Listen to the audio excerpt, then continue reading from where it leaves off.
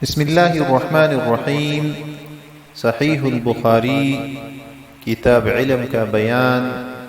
حدیث نمبر 106۔ حضرت علی رضی اللہ تعالیٰ عنہ فرماتے ہیں کہ نبی صلی اللہ علیہ وسلم نے فرمایا کہ میرے اوپر جھوٹ نہ بولنا، کیونکہ جو شخص مجھ پر جھوٹ بولے اس کا ٹھکانہ جہنم ہے۔ حدیث نمبر 107۔ عبداللہ بن زبیر رضی اللہ عنہ روایت کرتے ہیں کہ ایک دن اپنے والد حضرت زبیر سے کہنے لگے کہ جس طرح فلاں فلاں صحابی حضور صلی اللہ علیہ وسلم کی حدیثیں کثرت سے نقل کرتے ہیں، آپ کو میں نے اس طرح روایت کرتے نہیں سنا۔ تو زبیر رضی اللہ عنہ بولے کہ آگاہ رہو، میں رسول اللہ صلی اللہ علیہ وسلم سے جدا نہیں ہوا، مجھے بھی بہت حدیثیں معلوم ہے، لیکن میں نے آپ صلی اللہ علیہ وسلم کو یہ فرماتے ہوا سنا ہے کہ جو شخص میرے اوپر جھوٹ بولے تو اسے چاہیے کہ اپنا ٹھکانہ آگ میں تلاش کرے، اس لیے بہت حدیثیں بیان کرتے ہوئے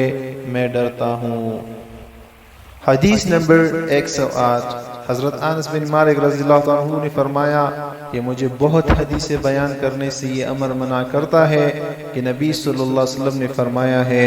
کہ جو شخص مجھ پر عمدن جھوٹ بولے تو اسے چاہیے کہ اپنا ٹھکانہ آگ میں تلاش کرے۔ حدیث نمبر 109۔ سلمہ رضی اللہ عنہ سے روایت ہے، انہوں نے فرمایا کہ میں نے نبی صلی اللہ علیہ وسلم سے کو یہ فرماتے ہوئے سنا کہ جو کوئی میرے نسبت وہ بات بیان کرے جو میں نے نہیں کہی تو اسے چاہیے کہ اپنا ٹھکانہ آگ میں تلاش کرے۔ حدیث نمبر 110۔ ابو حریرہ رضی اللہ عنہ نبی صلی اللہ علیہ وسلم سے روایت کرتے ہیں کہ آپ صلی اللہ علیہ وسلم نے فرمایا میرا نام رکھ لیا کرو مگر میری کنیت جو ابو القاسم ہے نہ رکھو، اور یقین کر لو کہ جس شخص نے مجھے خواب میں دیکھا تو یقین اس نے مجھ ہی کو دیکھ لیا، اس لیے کہ شیطان میری صورت نہیں بنا سکتا، اور جو شخص عمدن میرے اوپر جھوٹ بولے تو اسے چاہیے کہ اپنا ٹھکانہ آگ میں تلاش کرے۔ حدیث نمبر 111۔ ابو جحیفہ کہتے ہیں کہ میں نے حضرت علی رضی اللہ عنہ سے دریافت کیا کہ آپ کے پاس قرآن کے علاوہ اور کوئی کتاب بھی ہے؟ حضرت علی رضی اللہ عنہ فرمانے لگے نہیں، مگر اللہ کی کتاب ہے، یا وہ سمجھ ہے جو ایک مرد مسلمان کو دی جاتی ہے، یا وہ چند مسائل ہے جو اس صحیفہ میں لکھے ہوئے ہیں۔ ابو جحیفہ کہتے ہیں کہ میں نے کہا اس صحیفہ میں کیا لکھا ہے؟ کہا کہ دیت اور قیدی کے رہا کرنے کے احکام، اور یہ کہ کوئی مسلمان کسی کافر کے عوض میں نہ مارا جائے۔ حدیث نمبر 112۔ ابو حریرہ رضی اللہ عنہ سے روایت ہے کہ قبیلہ خزاع کے لوگوں نے قبیلہ بنی لیث کے ایک مرد کو فتح مکہ کے سال میں اپنے مقتول کے عوض میں جسے بنی لیث نے قتل کیا تھا مار ڈالا۔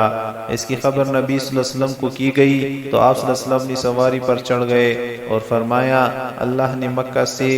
فیل یا قتل کو روک لیا۔ ابو عبداللہ نے کہا کہ ابو نعیم نے کہا کہ یحییٰ شک کرتے ہیں اور یا قتل کا لفظ کہتے ہیں، مگر ان کے سوا سب لوگ فیل کا لفظ استعمال کرتے ہیں، قتل کا لفظ نہیں کہتے۔ اپنے رسول اور مسلمانوں کو ان پر غالب کر دیا، آگاہ رہو مکہ میں قتال کرنا نہ مجھ سے پہلے کسی کے لیے حلال ہوا ہے اور نہ میرے بعد کسی کے لیے حلال ہوگا، میرے لیے بھی صرف دن کے تھوڑے حصے کے لیے حلال کیا گیا تھا، آگاہ رہو وہ اس وقت حرام ہے، اس کا کانٹا نہ توڑا جائے اور اس کا درخت نہ کاٹا جائے، اور اس کی گری ہوئی چیز صرف وہی شخص اٹھائے جس کا مقصد یہ ہو کہ وہ اس کا اعلان کر کے مالک تک پہنچائے گا، اور جس کا کوئی عزیز قتل کیا جائے تو وہ مختار ہے کہ ان کی ذیل کی دو صورتوں میں سے ایک صورت پر عمل کرے، یا دیت لے لے یا قصاص لے لے۔ اتنے میں ایک شخص اہل یمن سے آ گیا اور اس نے کہا یا رسول اللہ صلی اللہ علیہ وسلم یہ مسائل میرے لیے لکھ دیجئے۔ آپ صلی اللہ علیہ وسلم نے فرمایا کہ ابو فلاں کے لیے لکھ دو۔ اور ایش کے ایک شخص نے کہا کہ یا رسول اللہ صلی اللہ علیہ وسلم اذخر کے سوا اور چیزوں کے کاٹنے کی ممانعت فرمائے، اور اذخر کی ممانعت نہ فرمائے، اس لیے کہ ہم اس کو اپنے گھروں میں اور قبروں میں استعمال کرتے ہیں۔ تو نبی صلی اللہ علیہ وسلم نے فرمایا ہاں اذخر کے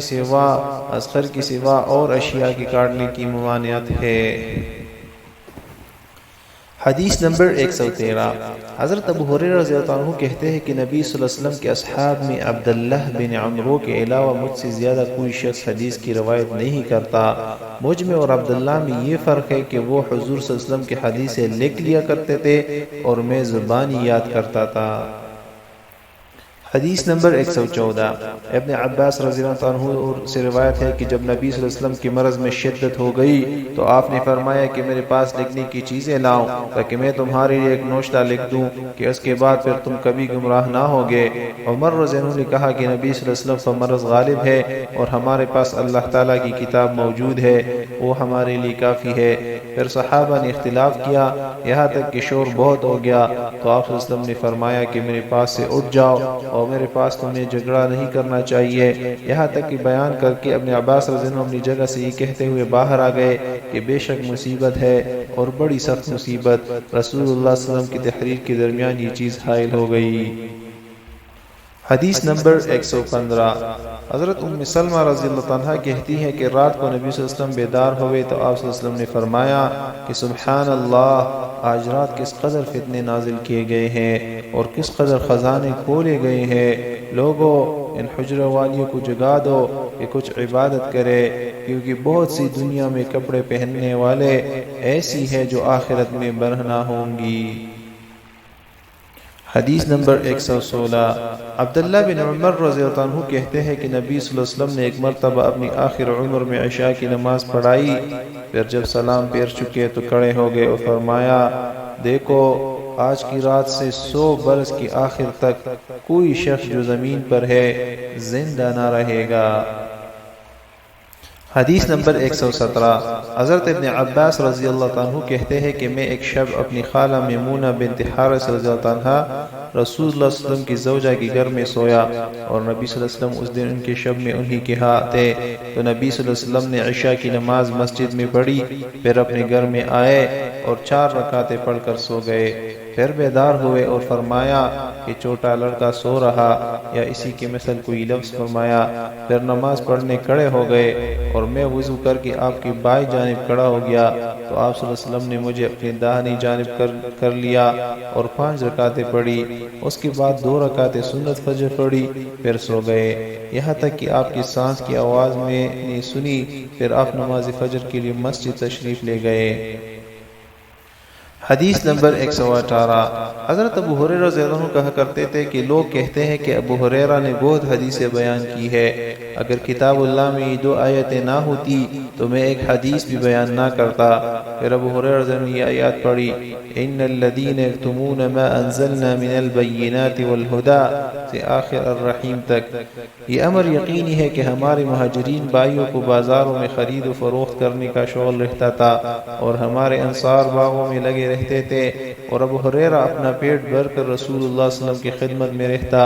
اور ایسے اوقات میں حاضر رہتا تھا کہ لوگ حاضر نہ ہوتے تھے اور وہ باتیں یاد کر لیتا تھا جو وہ لوگ یاد نہ کرتے تھے۔ حدیث نمبر 119 حضرت ابو ہریرہ رضی اللہ عنہ کہتے ہیں کہ میں نے کہا یا رسول اللہ صلی اللہ علیہ وسلم میں آپ سے بہت سی حدیثیں سنتا ہوں مگر انہیں بھول جاتا ہوں۔ آپ صلی اللہ علیہ وسلم نے فرمایا